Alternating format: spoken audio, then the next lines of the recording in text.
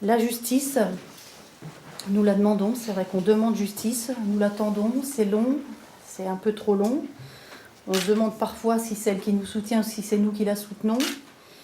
Nous défendons l'idée de justice parce que pour nous, c'est un des piliers des démocraties. C'est un des cadres du vivre ensemble et on voit bien où nous mène notre monde actuel. Il y a trop d'occasions où l'impunité mène à pas grand-chose. Et c'est aussi la justice une fonction de mémoire, de réparation, de prévention et d'apaisement. Cette mémoire et cette vérité, on la doit aussi aux Algériens qui l'attendent pour eux ou pour d'autres personnes d'ailleurs. Je conclurai en disant que le président Bouteflika a dit, je crois même que ça date presque d'une dizaine d'années, que toute vérité n'était pas bonne à dire. Il l'avait laissé sans doute tout de suite, pas bonne à dire tout de suite, donc il laissait entendre que la suite allait arriver. Ce que je voudrais dire aujourd'hui, c'est que je pense qu'aujourd'hui la vérité, elle est bonne à dire.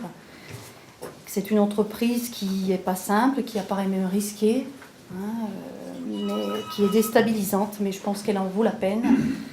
Parce qu'en affrontant la véritable situation, on pourra dépasser et entrevoir certainement un avenir meilleur entre nos deux communautés qui cohabitent à proximité de pays à pays et avec les communautés qui vivent ici et qui ont envie de vivre d'autres relations aussi.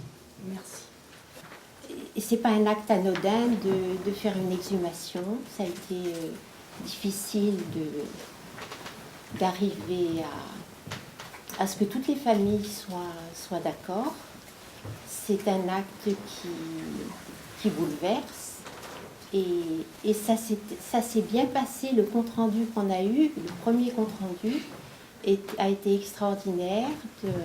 Ça a été fait dans un climat de paix, un climat de respect et de foi aussi.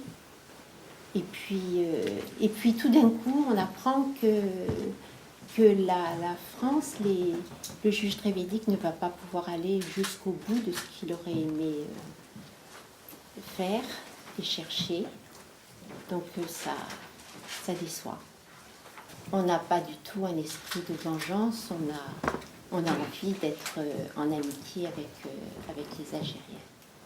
C'est au dernier moment en fait qu'on leur a opposé ce refus, on leur a pris des prélèvements au dernier moment, ça s'est passé comment? Non, ce que j'ai indiqué au début, si vous voulez, il y a eu une réunion le premier jour, si vous voulez, il y a eu une rencontre le lundi, et le jour de cette rencontre, le lundi, on a dit, enfin les Algériens, le juge a dit, ce sont les experts algériens qui vont pratiquer les autopsies, et vous ne pourrez pas emmener les prélèvements. Ça a été dit dès le début. Alors, ce qui a été modifié pendant le cours du séjour, je l'ai expliqué, c'est qu'en fait, les experts français ont très largement, avec les experts algériens, mené les opérations d'autopsie. Donc ça, c'est un problème aplani. Par contre, ce qui a subsisté au moment du départ, évidemment, la demande a été reformulée de partir avec les prélèvements, surtout qu'il y avait un prélèvement fait pour les experts français, un prélèvement fait pour les experts algériens.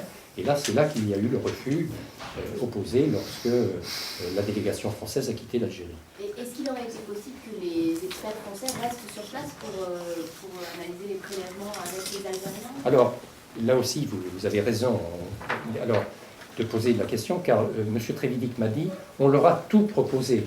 C'est-à-dire qu'on leur a proposé que les experts français restent, ou tout au moins retournent dans les jours suivants, pour faire ensemble les opérations. Très important ce que vous dites, parce qu'il ne s'agit pas... vous savez, c'est un tiroir, évidemment. J'ai déjà trop dit, mais je n'ai pas assez dit d'un autre côté. Donc, effectivement, cette proposition a été faite, de dire, on va retourner, on fera avec vous. Et ça me paraît d'ailleurs, ça ne me choque pas, si vous voulez, ça me paraît normal, parce que c'est vrai que le crime, il a été commis aussi en Algérie, bien.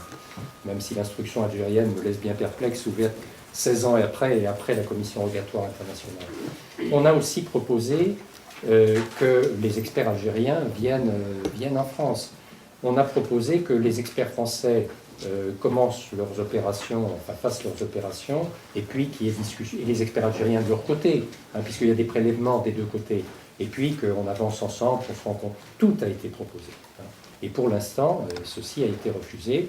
La seule réponse, c'est on ne peut pas laisser partir les prélèvements à l'étranger, c'est la justice algérienne qui doit mener les opérations et les autopsies doivent être menées à leur terme par les experts algériens.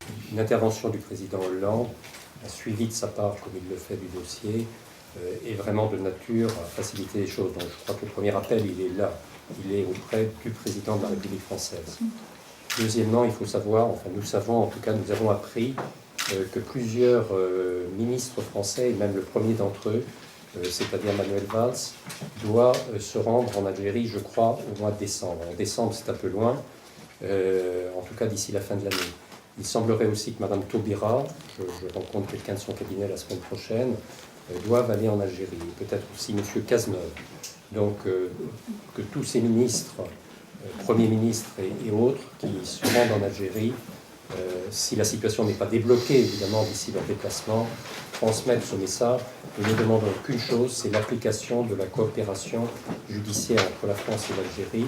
Et dans un seul souci, je ne vais pas répéter tout ce qui a été mieux dit par mes deux voisines que par moi, dans un seul souci de vérité, de justice et de mémoire pour les moines, et de mémoire et aussi d'apaisement finalement. Car cette affaire, tant qu'elle durera, elle sera une source de difficultés entre les deux pays. Donc autant de toute façon la résoudre. Et il faudra bien qu'elle le soit un jour. Je suis peut-être exagérément optimiste, mais je pense, je ne sais pas si on connaîtra jamais la vérité absolue, mais je pense qu'on en approchera au moins un jour.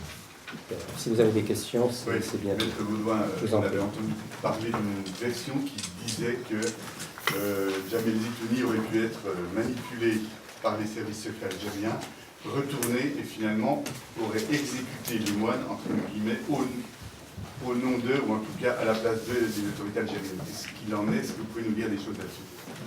Alors, deux choses. La première, c'est qu'effectivement, sur les conditions d'enlèvement des moines, il est pratiquement établi dans le dossier maintenant que les moines ont bien été enlevés par un groupe islamiste à la tête duquel se trouvait Zitouni. La question qui subsiste et pour laquelle il y a beaucoup d'éléments, je dirais, qui sont extrêmement troublants, c'est de savoir, premièrement, si Zitouni n'était pas lui-même un agent retourné, donc une sorte d'agent double, qui était au service de la DRS, les services de sécurité algériens, et deuxièmement, de toute façon, de savoir si le groupe islamiste qui a enlevé les moines n'était pas un groupe infiltré, manipulé, et agissant finalement sur ordre ou à l'instigation des services algériens. Donc c'est un premier élément, parce que moi j'ai évoqué beaucoup l'exécution, mais il faudra aussi revenir au point de départ. Alors, il faut savoir que dans le dossier, il y a au moins un témoignage qui remet complètement en cause la date officielle annoncée, qui était celle donc, du 21 mai 1996, et qui laisse même entendre que l'assassinat des moines serait antérieur au 30 avril 1996. Mais pour l'instant, il n'y avait aucun élément concret permettant de corroborer cette version. Alors, d'après les premiers éléments d'information, d'après les premières constatations faites par les experts français, qui ont pu effectuer des prélèvements et constater qu'on retrouvait des bulbes de mouches sur les crânes des moines.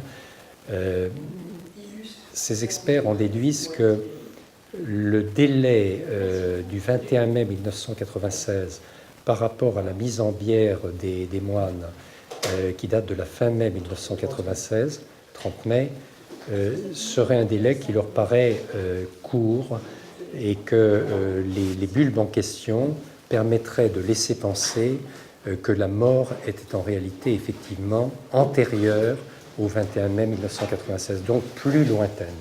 Voilà, mais ça reste à corroborer, à confirmer par une analyse des prélèvements qui ont été effectués et qu'on n'a pas permis aux experts de ramener en France pour l'instant.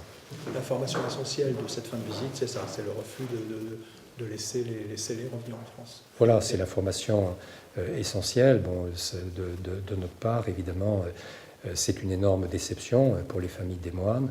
Et je dirais que c'est quand même une grande colère parce que tout ça pour ça, hein, l'autopsie a pu être pratiquée, le juge a pu se rendre là-bas, et alors qu'on détient certainement des éléments probants, des éléments même de preuve, peut-être des éléments qui peuvent permettre d'amener la vérité sur les conditions d'exécution des moines, on est en train de priver les familles de leur vérité si on poursuit sur cette sinistre logique. Est-ce que le juge Trévidic n'a pas le sentiment qu'Alger se moque de lui? Monsieur Trévidic a eu l'occasion de le dire il y a quelques mois, il a eu l'occasion il y a quelques mois de dire « mais on se moque de moi parce que on l'empêchait depuis près de 2 ans et demi à l'époque, de se rendre en Algérie. Je pense que si on lui refuse la possibilité de ramener les prélèvements pour examen par les experts français, ou que les experts français aillent en Algérie pour faire le travail avec les experts algériens, ça c'est pas un problème. Je pense que là, il pensera et sans doute il clamera qu'effectivement on se moque de lui, mais on se moque aussi de la justice française, on se moque des autorités françaises, et on se moque et des moines, au nom de leur mémoire, et des familles des moines, puis accessoirement de leur avocat.